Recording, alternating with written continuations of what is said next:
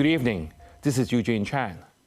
This week on Straight Talk, we are joined by Professor David Hui. Professor Hui is the director of S.H. Ho Research Center for Infectious Disease, Stanley Ho Professor of Respiratory Medicine, and the chairman of Department of Medicine and Therapeutics of CUHK. He joined WHO as advisor on influenza outbreak and served as an advisor to Hong Kong government on COVID. He was one of the top 1% of highly cited researchers worldwide. Let's hear his sharing on the recent influenza surge in Hong Kong and globally. Welcome, David. Hello.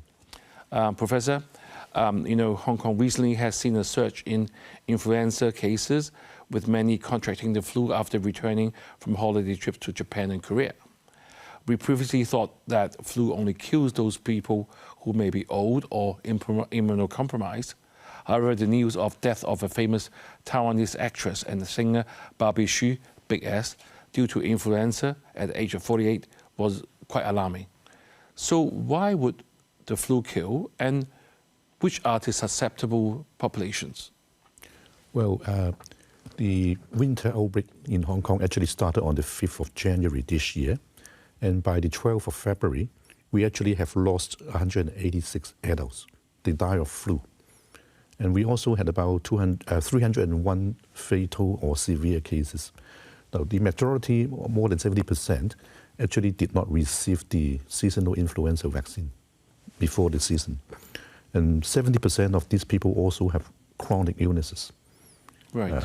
So these are the predisposing factors. And among the 186 people who died, 90% or more actually aged 65 years plus, right. Elderly.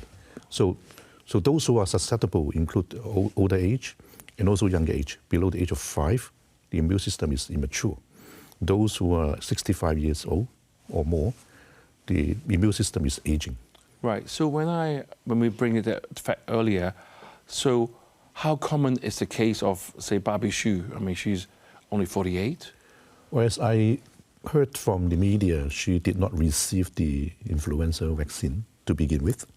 And she also appeared to have some chronic illnesses, including epilepsy and also a heart valve problem. Right. So these are the chronic illnesses that may also increase the risk of severe disease.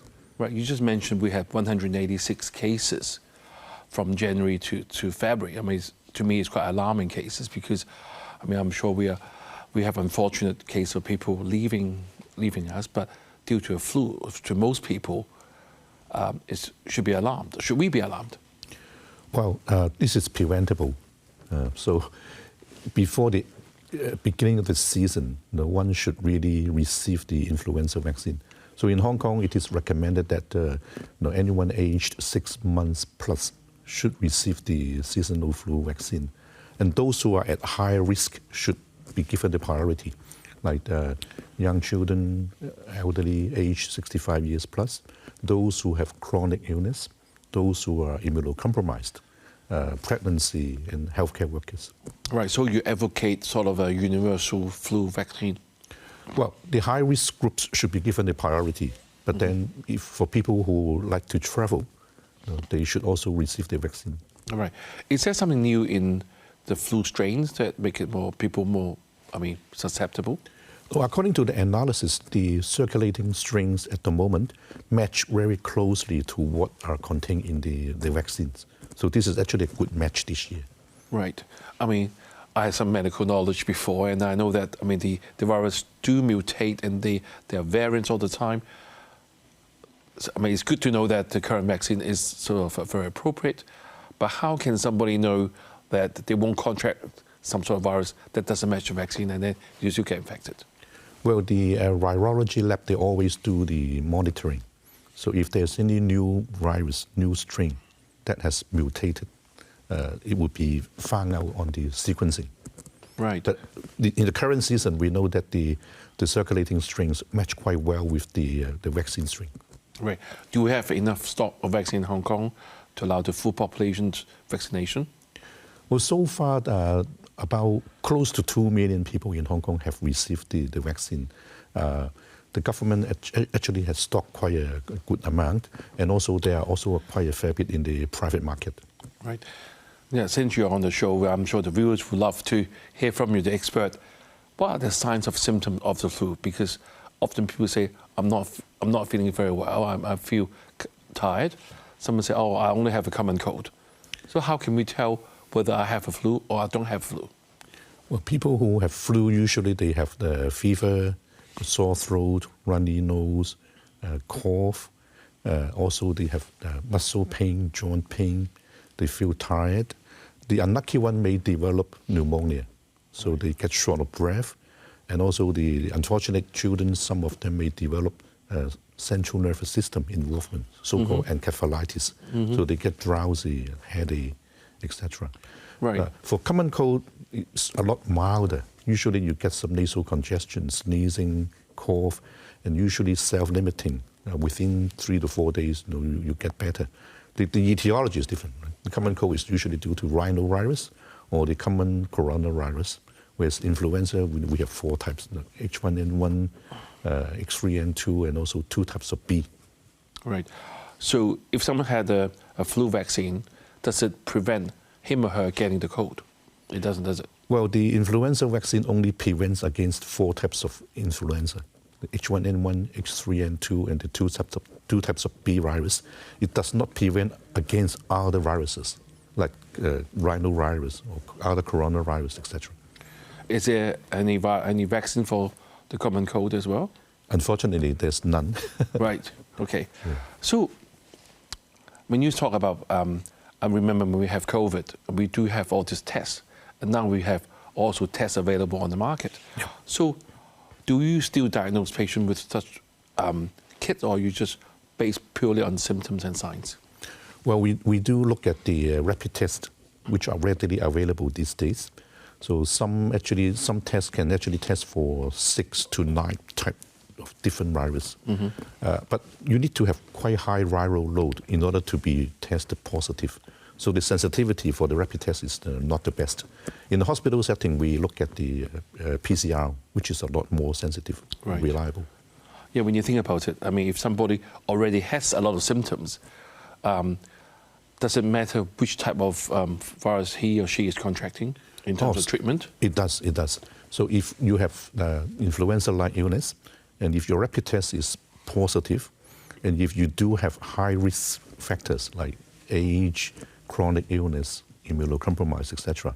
Now, if you are tested positive for influenza, there are medications that can help prevent progression of the disease.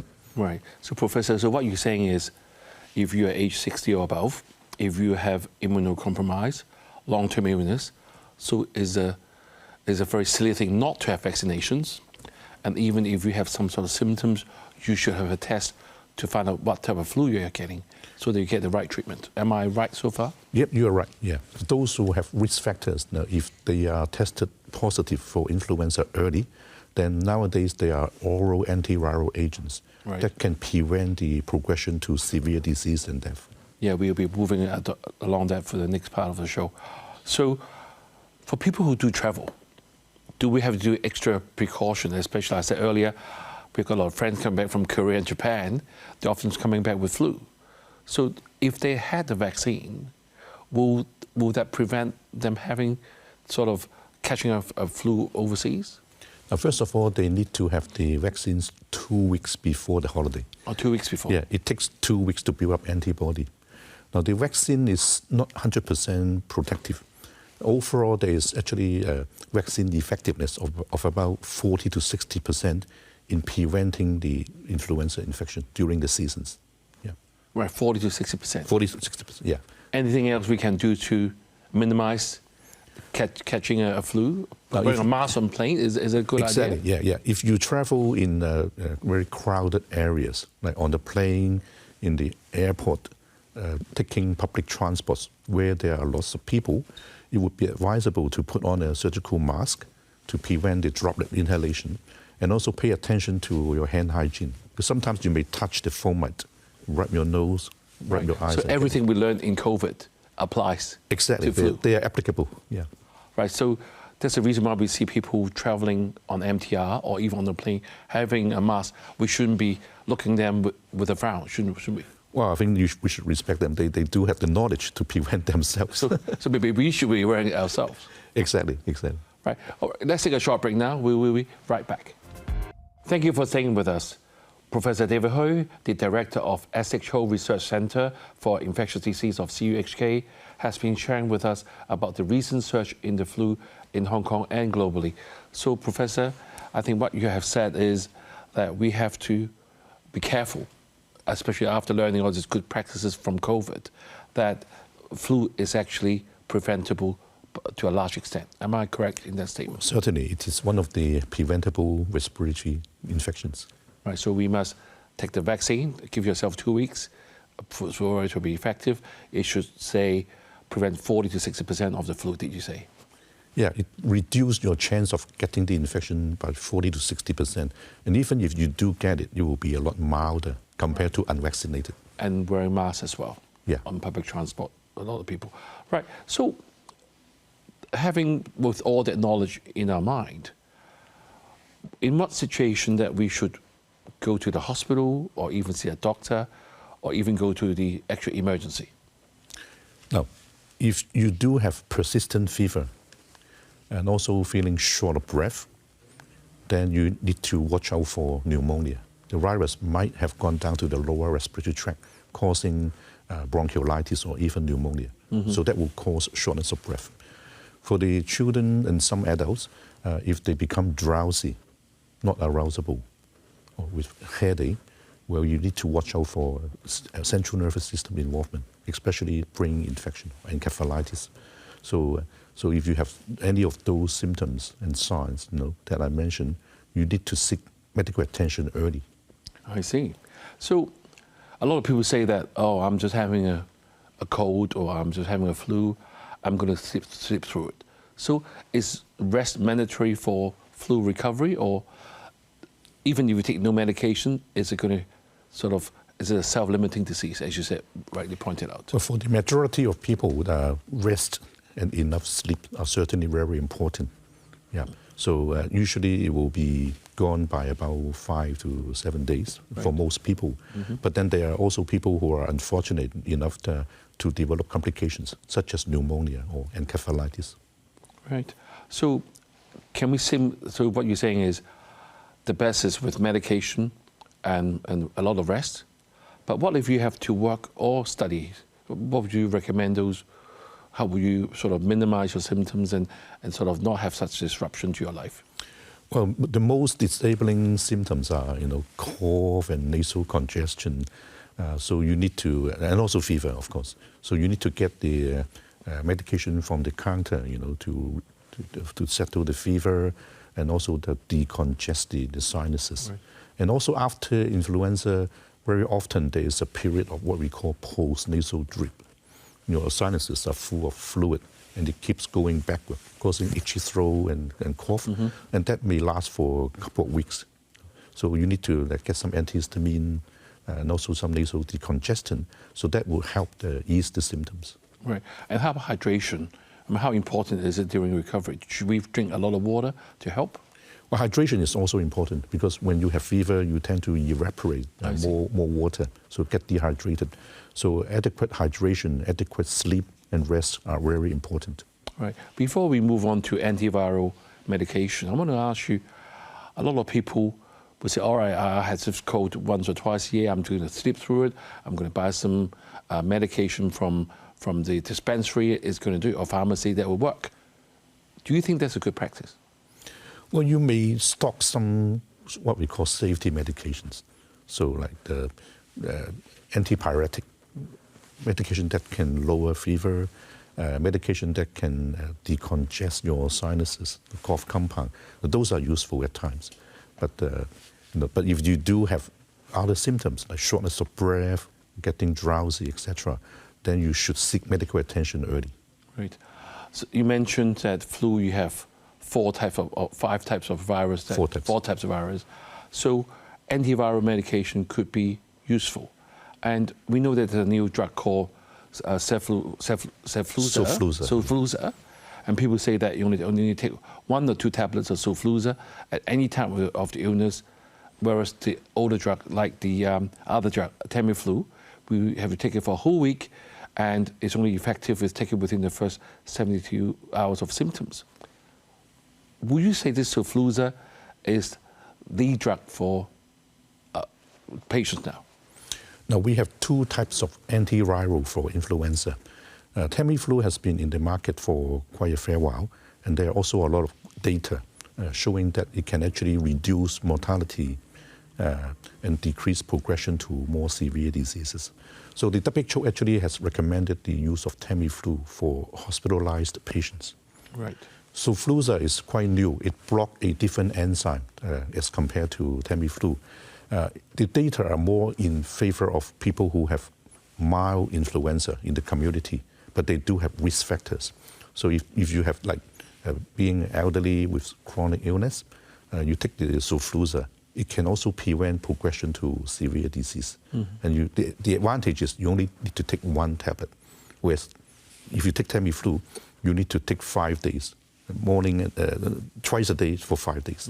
Right? So, but the Tamiflu has better efficacy for hospitalized patients. Right. I also read that Xofluza is good for prevention as well. So it looks like this drug is a magic drug. So should everyone with flu take this drug?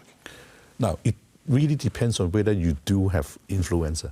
Okay, a lot of the viruses may cause similar symptoms. So first of all, you need to establish by either rapid test or PCR whether you do have influenza. If you do have influenza confirmed, then for those who have risk factors like age, chronic illness, they may benefit from taking the medication. But if you're otherwise quite healthy and young, you may not need to take the medication at all. You will get over it in a few days. Right. So, Professor, you have given us sort of a cookbook recipes of what to do. We must or we should take vaccines. Yep. And give enough time when you travel, and you have put your mask on when appropriate, and wash your hand hygiene, and also go to the doctors at the right time. Let's move on to the area like prevention. What can we stop the spread of flu? And is there specific do's and don'ts you can just add to what I've said earlier? Now, if you do have influenza-like illness, first of all, don't go to work or don't go to school. If you can help it. Yeah. And also do some rapid tests at home and see whether you have the influenza virus. If you have shortness of breath and also getting a bit of headache, persistent fever, then seek medical attention early. Yeah. And do you think our current public health measures in Hong Kong is adequate to address the recent surge in cases, especially we have 186 deaths, and maybe more proactive strategies should be used? Well, in Hong Kong, the influenza vaccination rate is suboptimal. If we look at the risk populations, those 65 years plus, we only have an overall vaccination rate of about 49%. 49%. And the majority are actually in the nursing homes. Nursing homes vaccination rates are very good, 80% plus. Right. But in the community, a lot of elderly have not received the vaccination. The other risk group is the younger age, 6 months to 2 years. And so far, the vaccination rate is only about 22%. So these are the high-risk group that may also develop severe disease. The Department of Health actually has opened up the maternal and child health center to facilitate the vaccination. We do need to encourage parents to bring the young children to the maternal and child center to receive the vaccinations. And also encourage the community elderly to receive their vaccinations, because they are the ones that are prone to severe disease and death. Well, Professor, I mean, after the news of celebrity Barbie Hsu's death from flu, and especially after watching our show tonight, I'm sure there'll be even a higher search for demand for vaccinations. And I've heard that there's actually the vaccine is out of stock in many clinics. So what can we do to get the vaccines earlier? Can we go to the government, or what should we do? Well, every year the government has stocked a certain amount. I think the recent news of the celebrity who passed away due to flu increased the public awareness. So people now, they go for the vaccines. I think the government and also the private sector, they can actually order more stock from overseas. Right. So we should not be too worried. Don't panic. Right. Right. The last area I want to just touch base on is we know that a lot of people, the reason why they don't go for vaccination is they're always concerned about the little pain associated with that jab. As for young children, maybe afraid of injections as well. So are there any developments such as oral vaccines? I mean, how effective are they? Are they just for the children or are they for adults as well? Well, there are two types of vaccines available for seasonal influenza. We have the conventional intramuscular injections, right, which are made from the inactivated whole virus vaccine. The only side effects are really mild fever and injection site pain. That usually lasts for about 2 days or so. Right. And nowadays we use very fine needles, so the pain is actually quite minimal. The other type of vaccine is the nasal vaccine. The nasal vaccine used attenuated virus, and it is available for people who are aged 2 years to 49 years. But because you go through the nasal passage, if you have unstable asthma, you cannot use it. Right. And because it contains attenuated virus, people who are immunocompromised or pregnant cannot use it. But otherwise, the people aged 2 to 49 years can also use the nasal vaccine. How about oral vaccines? So far, there's no oral vaccine available. I think they are under research. Yeah. So, Professor, thank you very much. That's all the time we have for this evening. And thank you so much for sharing your insights on flu and the important aspects of management and prevention. Thank you for joining us. Stay healthy and have a good evening.